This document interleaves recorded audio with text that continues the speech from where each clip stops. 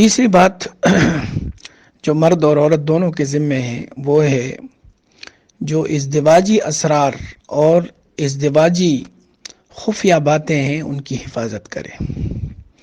اس وجہ سے کہ اللہ تعالیٰ نے میاں بیوی کو ایک دوسرے کے لیے لباس بنایا ہے، ہن لباس لکم وانتم لباس لہن۔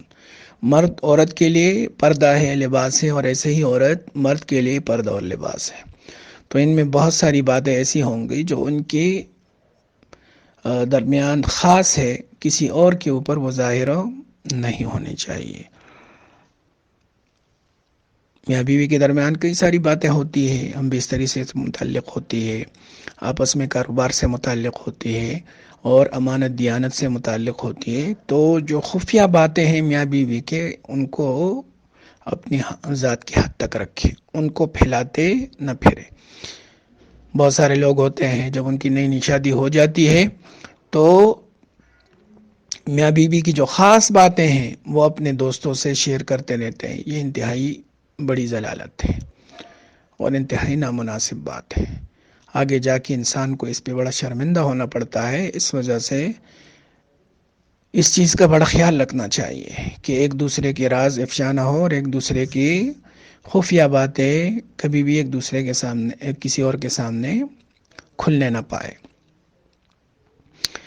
بس اوقات کوئی خاتون ہوتی ہے، اس کے ساتھ شوہر نے کوئی بات اونچی آواز میں کر لی، کوئی نامناسب بات ہو گئی، یا ساس سسر کی طرف سے کوئی طبیعت کے خلاف بات ہو گئی، فوراً جا کے اپنے والدین کو پہنچا دیا، اپنے بہن بھائیوں کے ساتھ ٹیلی فون پہ رابطہ کر کے ان کو پہنچا دیا، تو یہ اس نے امانت دیانت کے خلاف کر لیا۔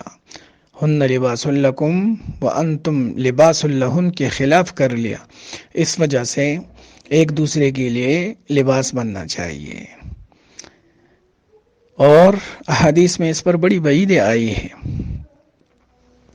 ایک حدیث شریف میں آتا ہے کہ سب سے زیادہ برے لوگوں میں اللہ تعالیٰ کے نزدیک قیامت کے دن وہ شخص ہوگا جو اپنی عورت کے پاس جائے اور عورت اس کے پاس آئے، یعنی صحبت کرے، اور پھر اس کا بھید ظاہر کرے۔ اِنَّ مِنْ أَشَرِّ النَّاسِ عِنْدَ اللَّهِ مَنْزِلَةً يَوْمَ الْقِيَامَةِ الرَّجُلُ يُفْضِي إِلَىٰ امْرَأَتِهِ وَتُفْضِي إِلَيْهِ ثُمَّ يَنْشُرُ سِرَّهَا۔ تو نہ ہم بستری کے راز کو، اور نہ ایک دوسرے کے اختلافات والی بات کو، نہ سسرال میں جو ہے پھیلانا چاہیے، اور نہ اپنے میکے میں۔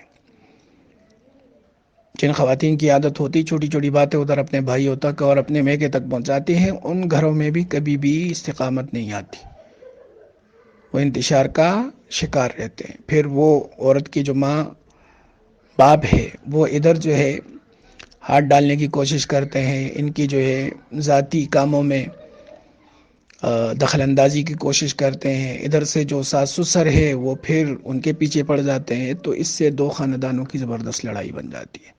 بس ادھر کی باتیں اپنے سینے میں رکھے، اپنے میکے کوئی عورت جائے تو وہاں جا کر یہی کہے اللہ کا بڑا شکر ہے۔